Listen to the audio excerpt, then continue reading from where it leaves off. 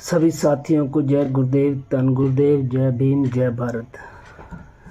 साथियों, अभी रात के 10 बजे हैं और मैं वीडियो देख रहा था यूट्यूब पर। श्री सतगुरु रविदास महाराज जी की कथा सुन रहा था।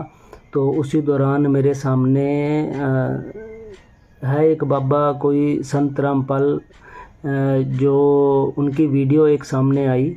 तो जैसे ही मैंने उस वीडियो को स्टार्ट किया और उनकी कथा सुनी तो बस तन मन में आग लग गई सुन के।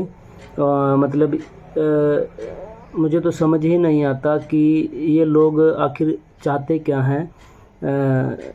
उल्टी सीधी बातें करने के अलावा और कोई काम ही नहीं है इन लोगों को। तो आप भी सुनेंगे तो दोस्तों आपका खून खौल जाएगा सुन के कि ये, मुझे नहीं पता कि पैसा कमाने के चक्कर में या किस लिए ये उल्टी सीधी बातें, जो हालांकि सबको मालूम है कि श्री गुरु रविदास महाराज जी और संत कबीरदास जी एक दूसरे के गुरु भाई थे। और इन्होंने जो स्टोरी सुनाई है वो बड़ी घुमा फिरा कर सुनाई है दोस्तों। तो अभी मैं ज़्यादा बात ना करता हूँ, सीधा आपको वीडियो पर ले चलता हूँ और आप खुद ही सुनिए और फिर बीच बीच में बात करते रहेंगे जहाँ भी ज़रूरी लगा। तो चलो शुरू करते हैं आज का वीडियो।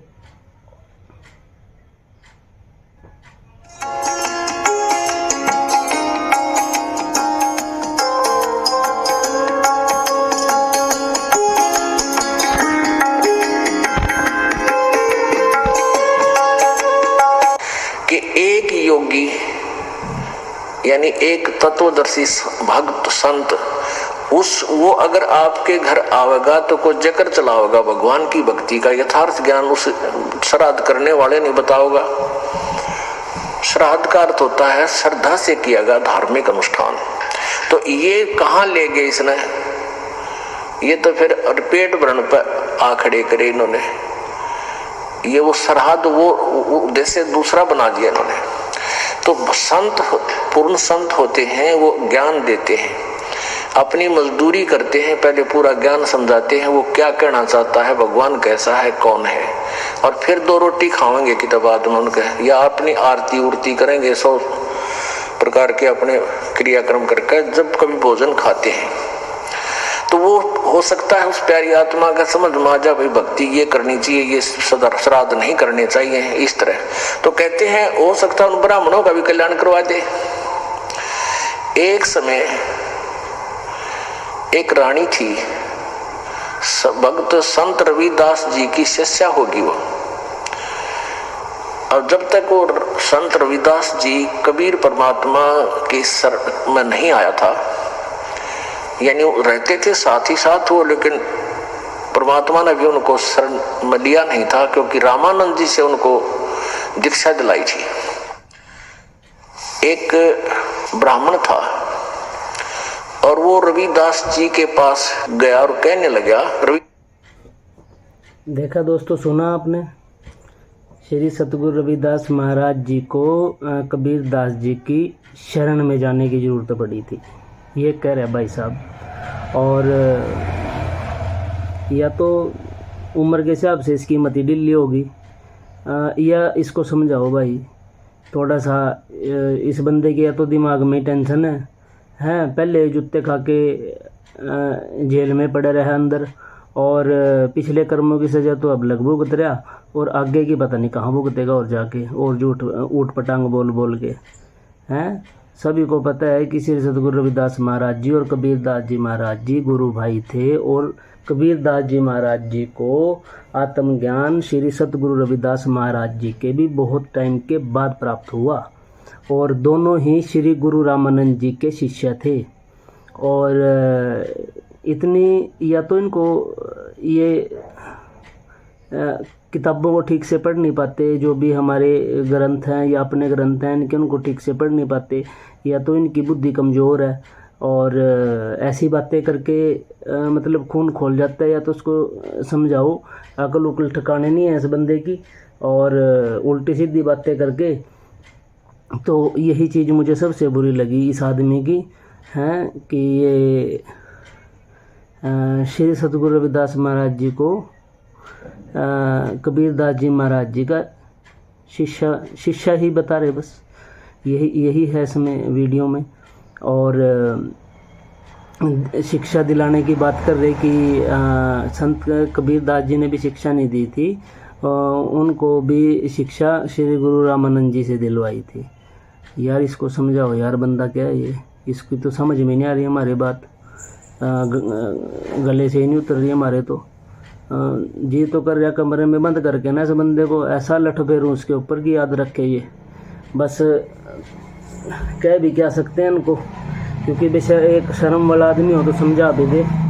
और ये बेशरम जो लोग होते हैं, ये जेलें काट ली इन्होंने, हैं इतने 2-4 हैं ये जो ऐसे बंदे हैं, और जेलें काट लीजिए इन्होंने, वो तो फिर बेशरम ही है, उसको क्या समझा सकते हैं हम। अब आगे भी सुन लो ये क्या कह रहा है भाई, इसकी सुन लो थोड़ी सी।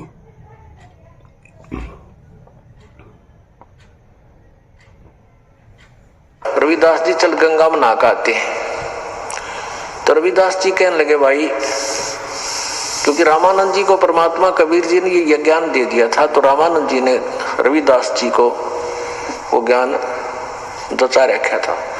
तो रविदास जी कहने लगे भाई हमारी गंगा तो हमारा यहीं पर है, सिमरन है, और हम गंगा में नहीं जाते। काफी उसने कहा, नहीं माने रविदास जी। तो रविदास जी कहने लगे भाई एक काम करिए। तो ब्राह्मण कहने लगा कि भगत जी कुछ गंगा में कोई पैसे डालने हो दान पुण्य करने खातिर दे दे, मैं डाल दूंगा। उसने ना सोचा था ये 2-4 रुपये दे देगा, कुछ मंगा लिए, कह देगा डाला गंगा में। तो रविदास जी बोले भाई एक काम करिए, ये ले जा मेरा 1 रुपया, और गंगा जी हाथ काट के 1 रुपया ले वह न्यू हाथ में पकड़े तो दे आइए ना, वापस ले आइए। अब उसने सोचा कौन देखे। हाँ जी भाई साहब, उस टाइम रुपया इन भाई साहब का कोई बूढ़ा बैठा था वहाँ लेके रुपया, या तो स्टोरी को, कहानी को, जो भी असलियत है, या तो उसको पेश करो, अगर ज्ञान नहीं है तो फिर उस चीज़ से दूर रहो। 1 रुपया लेके इन भाई साहब के बूढ़े बैठे थे वहाँ, जो रुपये चल रहे थे उस टाइम भी, इनको ये भी नहीं पता कि वहाँ रुपये की बात थी या दमड़ी की बात थी। और कह रहे पंडित जी ने कहा था कि चलो मैं दे दूँगा कोई दान पुण्य। अरे वो तो नहाने के लिए वहाँ पे जा रहे थे, स्नान के लिए। तो श्री सतगुरु रविदास महाराज जी के पास वो जुत्ती गठाने आए पंडित जी, जिसकी जुत्ती टूट गई थी। और जब उन्होंने पूछा कि आप कहाँ जा रहे सतगुरु महाराज जी ने, तो वो कह रहे हम गंगा स्नान के लिए जा रहे। तो श्री सतगुरु रविदास महाराज जी ने अपनी मर्जी से उनको जो चमत्कार दिखाना था कि चारों तीर्थ अपने काम में ही हैं, अगर हम अपनी कीर्त में ही हैं, और उसके लिए वो दमड़ी उनको दी थी, और एक ही शर्त पे दी थी कि अगर गंगा माता हाथ निकाल कर ले तभी उसको देना है, वरना वापस ले आनी है मोड़ के। और अगर इनके नहीं समझ में आ रही संत रामपाल जी, तो जाके पिछली वीडियो देख लो हमारी इसी चैनल पे पड़ी हुई, उससे समझ में आ जाएगा आपके कि पूरी स्टोरी है क्या। वरना किसी दिन ऐसा परिंदा बांधूंगा, ऐसी वीडियो बनाऊंगा कि याद रखोगे आप लोग, आप लोगों के एक ही मैटर पे अलग अलग तर्क अगर वीडियो बना भी देना तो नाचते फिरोगे फिर सारे ऐसे ऐसे ऐसे ऐसे, कभी और चक्कर में फिर रहे हो। भाई साहब प्रचार करो तो अच्छा करो, वरना ना करो। ऐसे प्रचार करने के बाद में आप हमारे दिलों में वो अपने खिलाफ और नफरत पैदा कर रहे हैं। आप एक सही प्रचार करोगे तो हम अच्छा कहेंगे, और अगर गलत प्रचार करोगे तो फिर गलत ही कहा जाएगा। इससे आपको कोई लाभ नहीं मिलने वाला। जो आपसे 5-7 लोग जुड़े हुए हैं उनको जोड़ के रखो, आप मना नहीं करते, लेकिन जो भी ऐसी बातें करोगे तो हमारे दिलों में अपने खिलाफ नफरत पैदा करोगे। कहीं भी बैठेंगे तो अभी तो वैसे तो एक अनजान आदमी को भी बंदा राम राम कर लेता है, और आप जैसों को तो फिर कभी भी नहीं करेगा। सुनो नहीं और आगे देखेगा अपने जेब में डालूंगा और कह दूंगा दे दिया, मैंने वो हाथ में पकड़ा था उसने। अब उसने जाकर एक बार तेने बोल दिया, हे गंगा मैया, भगत रविदास ने आपके लिए 1 रुपया भेजा है, न्यू क्या है हाथ में ग्रहण करे। एकदम हाथ निकला बाहर और दे दिया। दूसरे हाथ में क्या निकला, एक सोने का सुंदर कंगन, वो पंडित जी को दे दिया। और गंगा ने कहा ये उस परम संत को दे देना, सोने का कंगन। अब पंडित जी का गया बेईमाना, अगर भाई के मेरा फटेगा, रविदास जी ने ठगा ला जेब भीतर ली में, और उसने आके राजा को दे दिया। अच्छे पीछे मिलेंगे। राजा ने अपनी रानी को दे दिया। रानी कहने लगी इस आता एक और चाहिए, ये तो जोड़ा होता है। उसके कुछ पैसे दे दिए, जैसे भी 20, 30, 50 रुपये थे उस कंगन के, पहले महंगे सस्ते होते थे भाव। अब राजा नौ बामण फिर बुलाया, पंडित जी बात सुन, एक और लिया, नित्रा बकल तारांगे दनी लिया था। क्यों? उसा कंगन उसने सारा पटक पटक लिया, कितना नहीं पाया।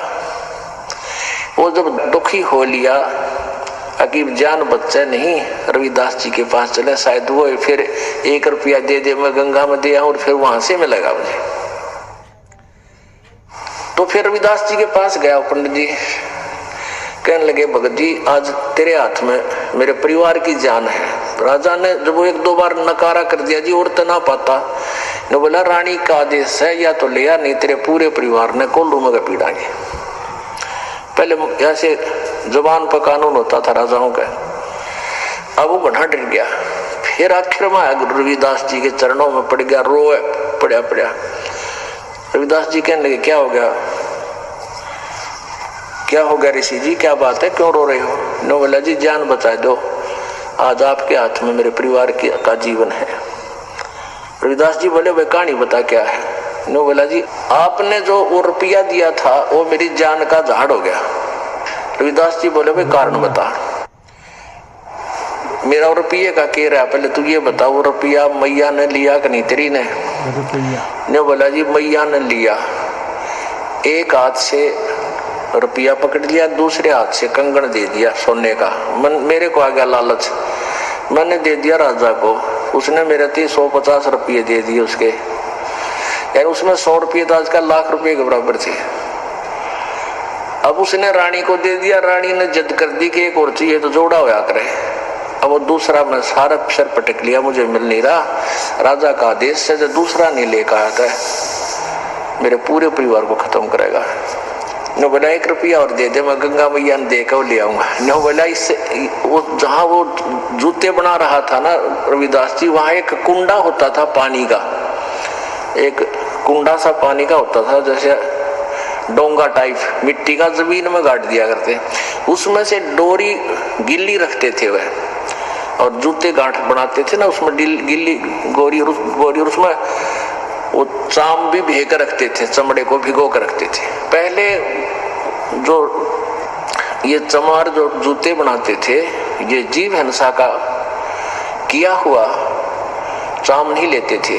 कोई स्वाभाविक कोई पशु मर जाता था, उसी का चाम उतार के, यानी वो पाप के भागी नहीं होते थे, तो उसमें चाम भी भिगोया करता था चमड़ा कुंड में। तो रविदास जी बोले इस कुंड में हाथ देकर काट ले जितने कंगन चाहिए।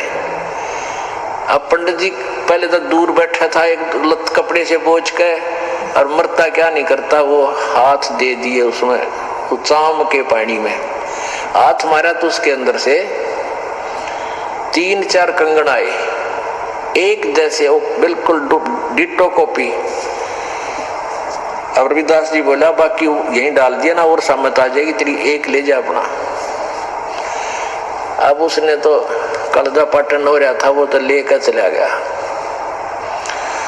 अब वो रानी ने पूछा भाई तू लाया कितने पल दनाटे था, सच्ची बता, उन्होंने सारी कहानी बता दी। तो वो रानी इतनी प्रभावित हुई ऋषि जी तक उससे, रविदास जी से, उन्होंने रानी ने उसको गुरु बना लिया रविदास जी को। और एक दिन फिर धर्म भंडारा किया, एक भोज देना चाहा उसने, कोई लड़के की पार्टी पूर्टी करके जन्मदिन वगैरह का, उसमें 700 तो ब्राह्मण आ रहे, ब्राह्मण पंडित जी, और उधर से गुरु जी को भी आमंत्रित करना जरूरी था कि गुरु के बिना कोई अनुष्ठान नहीं करना चाहिए। रविदास जी को बुला रखा, रविदास जी को रानी ने आदर सत्कार से अलग से एक सुंदर आसन बिछाकर उसको ऊपर विराजमान कर रखे। उधर से ब्राह्मणों को न्योता दे दिया। सामने ब्राह्मण 700 ब्राह्मण आके और पंक्ति बनाकर भोजन के लिए पोजीशन पकड़ गए और उधर से भोजन परोस दिया।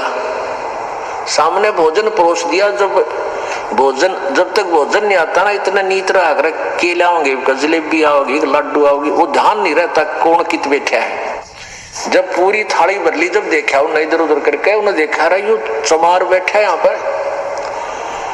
सारे खड़े हो गए, न बोले रानी तने हमारी बेइज्जती कर दी है, हम भोजन नहीं करेंगे। अब ये चमार यहाँ बैठा रखा है, तने तो हमारा दीन भ्रष्ट कर दिया, हम ब्राह्मण हैं। अब रानी कहने लगी, ब्राह्मणों रोटी खानी है तो खा लो, ना मेरे गुरुजी तो यहीं बैठेंगे, ये नहीं उठेंगे यहाँ से। अब रविदास जी कहने लगे, रानी बात सुन बेटी, आय अतिथि का अनादर नहीं करते, पाप लग गया करे। रविदास जी खड़े हो गए और कहने लगे, विप्रो मैं अपनी औकात भूल गया था, मेरा स्थान तो आपके जूतों में है, मैं वहां बैठता हूं जाके, आप भोजन पाओ, रुष्ट ना हो, इस बच्ची को दोष लग जाएगा। अब रानी मना करती है और गुरुजी के रविदास जी कहने लगे, बेटी गुरु का आदेश पालन होता है, आप मत बोलो। और वहां जाकर बैठ गए जहां उन्होंने जूते निकाल रखे थे। रविदास जी वहां बैठ गए, अपना भोजन कर रहे हैं। अब वो पंडे लागे छक्कन पे रोटी फटाफट। अब प्रत्येक पंडित के साथ में एक रविदास भोजन खा रहा है। 700 पंडित और 700 रविदास जी रूप बन गए और उनके साथ में रोटी खावे।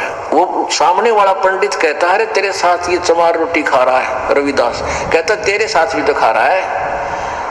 वो कहता, तेरे साथ भी तो खा रहा है। अब सारे कूद कूद पड़े। रविदास जी कहते हैं, ए ब्राह्मणों, मेरी और इंसल्ट मत करो, मैं तो देखो यहाँ बैठा हूं, मुझे बदनाम मत करो। वहां देखा सचमुच वहां भी बैठा, 700 रूप में उनके साथ खड़े। तब रविदास जी खड़े हुए ने बोले, पेट भरो, तुमने ना तो भगवान का बेरा, तुम तो पेट भरने की का ठेका ले रहे हो। कहने लगे, तुम इस जनेऊ से मोटे मोटे टांग रखे नो, तो परमात्मा रविदास जी बोले, जनेवा मुक्ति ना हो भाई, भक्ति से मोक्ष होगा। और तुम जनेवा चाहते हो, कहते अपना को हथियार गेल ले रहे थे, चाम छोड़ने का, इतनी लंबी खुरपी सी हुआ करे। वो कहते हैं वो तो एक लीला थी, कौन सी खाल पाड़े थे, एकदम नो करके दिखा दिया। नो बोले, देखो मेरे अंदर सोने का जनेऊ है भाई, तुम तो इसको सूत का बोझ मरो। तब कहते हैं 2 घंटे तक प्रवचन किया उस परम संत ने। वो 700 के 700 पंडितों ने वो जनेऊ काट कर फेंक दिए, रविदास जी के चरणों में शीश समर्पण कर दिया, नाम ले लिया। गरीबदास जी ने लिखा, 1.25 मन सूत होया था उनके गला में का, 1.25 मन सूत, और उनने उन 700 पंडितों का उद्धार कर दिया। तो यहाँ क्या बता रहे हैं, वही बता रही है ये विष्णु पुराण, कि यदि एक सत साधक के सामने 1000 ये पेट भर श्राद्ध खानिए भी बैठे हो, उनका भी उद्धार और श्राद्ध यजमान का भी, यानी भगत का। साथियों, मेरे प्यारे दोस्तों, सुन लो ये क्या कह रहे हैं। इनकी बात को गौर से सुना आपने तो इनके मुंह पे एक जोरदार चपेट लगा दो कमेंटों से। आप ज़्यादा से ज़्यादा कमेंट करके इनको बता दो कि हाँ, श्री सतगुरु रविदास महाराज जी और कबीरदास जी कौन थे, एक दूसरे के गुरु भाई थे या जो ये बता रहे महाशय जी, या वो थे। वो तो शुक्र है इन्होंने नाम हमारे सतगुरु श्री गुरु रविदास महाराज जी का आदर पूर्वक लिया, जी जी करके लिया, तो थोड़ा खून में उबाल नहीं आया, वरना कहने को तो बस बहुत कुछ मतलब दिल भरा हुआ था, मैं पता नहीं क्या क्या बोल दूं। पर दोस्तों, प्लेटफॉर्म भी एक ऐसा है हमारा कि हम कुछ कह नहीं सकते, तो लेकिन हम अपनी आवाज़ ज़रूर उठा सकते हैं।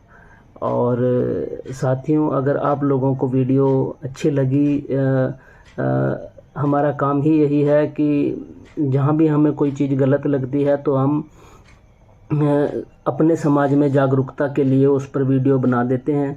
और आप लोगों को अगर हमारे मिशन में हमारा साथ देना चाहते हैं और हमारे चैनल को और आगे बढ़ाना चाहते हैं तो हमारे वीडियो को लाइक करें और चैनल को सब्सक्राइब करें और ज़्यादा से ज़्यादा कमेंट करिए दोस्तों, ताकि इनके मुंह पे चपेट लगे कि सही कि आप कितना भी कोशिश कर लो गुमराह करने की हमारे समाज को। हमारा समाज अब पढ़ा लिखा है और वो अपने सतगुरु रविदास महाराज जी का सारा इतिहास जानते हैं, बाबा साहेब अम्बेडकर जी का पूरा इतिहास जानते हैं।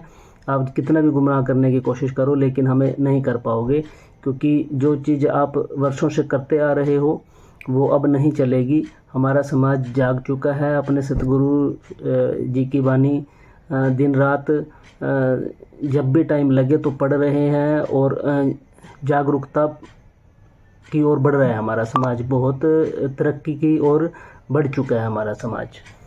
तो साथियों चलो मिलते हैं किसी नई वीडियो में। अभी टाइम भी बहुत हो चुका है, 10:30 हो चुके हैं रात के। अभी सोने ही वाला था कि एकदम से वीडियो सामने आया, तो अभी रात के समय ही वीडियो बना दी। हो सकता है कैमरे की क्लैरिटी भी कम आ रही हो तो एडजस्ट कर लेना साथियों। और मिलते हैं किसी नई वीडियो के साथ। तब तक के लिए आप सभी सारे प्यारे साथियों को जय गुरुदेव, धन गुरुदेव, जय भीम, जय भारत जी।